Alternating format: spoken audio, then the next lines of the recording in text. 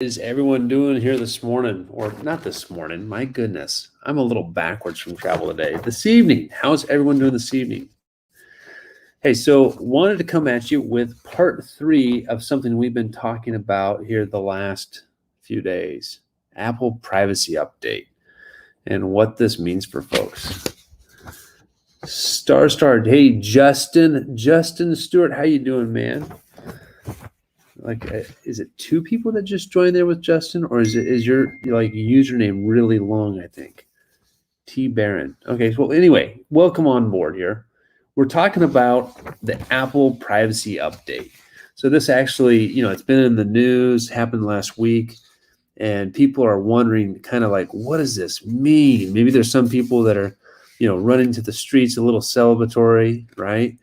Thinking, finally, those people, they're going to leave me alone. Well, let's talk about this.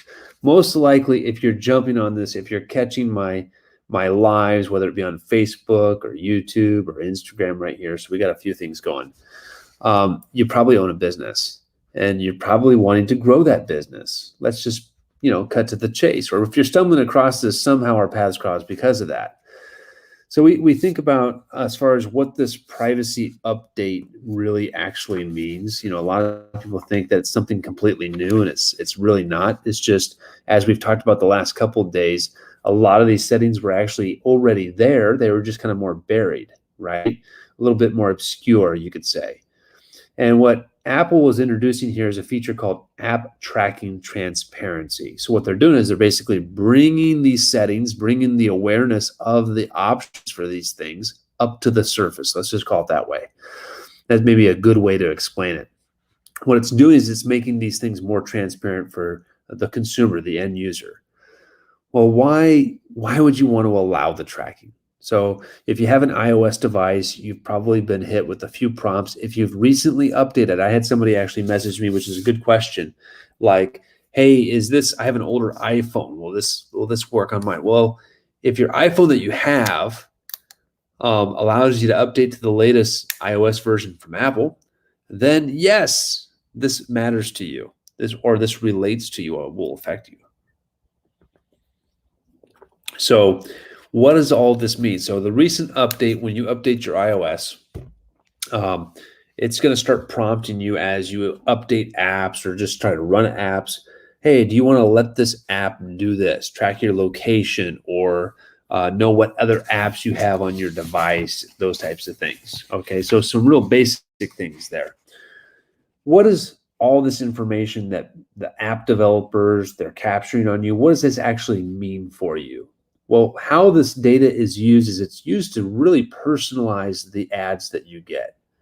Like, well, I'm tired of ads. Well, the reality is you respond to ads more than you already know. And that's kind of the reality there. Personalized ads are just one part of the puzzle when it comes to being tracked online. Those personalized ads, they're very effective. In fact, I was at a big data conference. Actually, it was a group of companies that I have a partnership with a few years ago, and we were at a conference, not really a conference, I guess you could say. It was a come together, kind of a discussion panel. And what was interesting is like more and more younger generations, what they care about is if the advertising is not personalized, it doesn't interest them. And if you really think about it, like the ads that you respond to, it's the ads that get your attention because they're maybe more personalized to yourself directly. There is a interesting study, actually a recent survey of consumers between the ages of 18 to 34. 58% said that a personalized ad helped them make a purchase decision. 42% said that they clicked on a sponsored ad in the last 6 months. So 42%. Those are some pretty good percentages there. So a lot of consumers, though, when they scream for this privacy, the reality is they have a really innate understanding of how their personal data is used to actually facilitate targeted ads. These ads, this information that's being tracked, maybe where you go, what apps you have installed, it's used to really tailor the advertisements you're going to see based upon your interests. So you're going to get to see the ads that you care about. That's why you would want to maybe allow the tracking on this. For see, a lot of people though, that privacy concern that they have, they're worried about the big brother. Well, it's too late. You live in this century. Big brother's there. Big brother's watching, right? It's not, sometimes it's excessive, and I agree that should be controlled. But some of this, like big data, this app tracking, geoframing, those types of things, a lot of that's already was being tailored towards the consumer to make sure that their privacy was intact. That's the reality.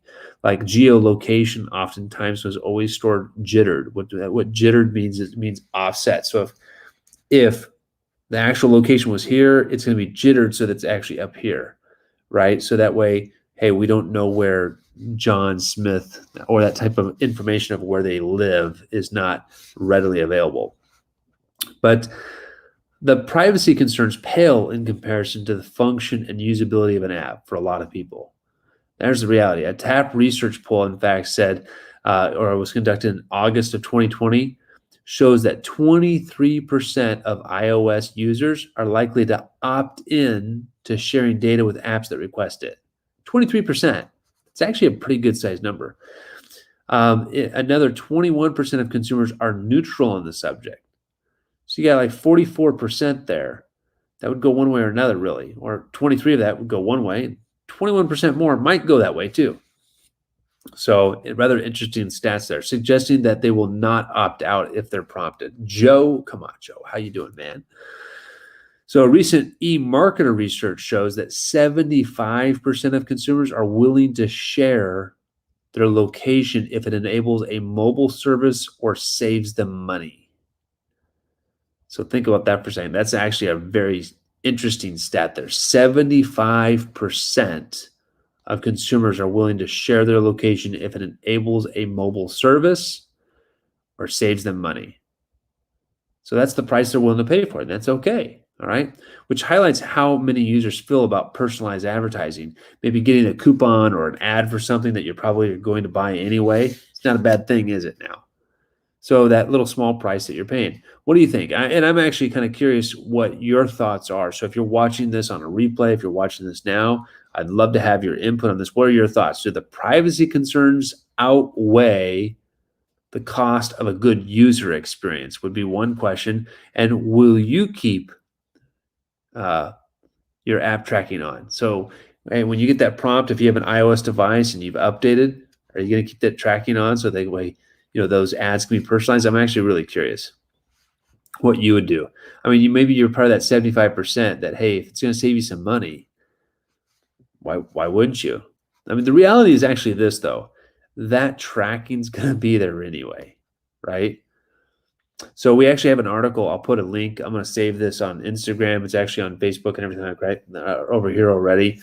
But on Instagram, I'll share a link so you can actually read more about the whole Facebook controversy, right? Yeah, that's the reality. That's how I kind of feel about it too. I have nothing to hide, number one. And so those on Facebook, Joe Camacho said, I have nothing to hide. Another person says, Staristar. Yeah, she's not hiding anything either, she says. So there's tracking on everything. One way or another, you're going to get tracked. That's the reality. So it's, the reality is things like this, they get a lot of publicity. They get a lot of hubbub, you could say, is what I would call it. And if a lot of people are like, well, they shouldn't be doing this. Think about this for a second, just, parting comments on this here, and then I'm going to wrap it up because I'm going to get some sleep tonight. Got a big day tomorrow.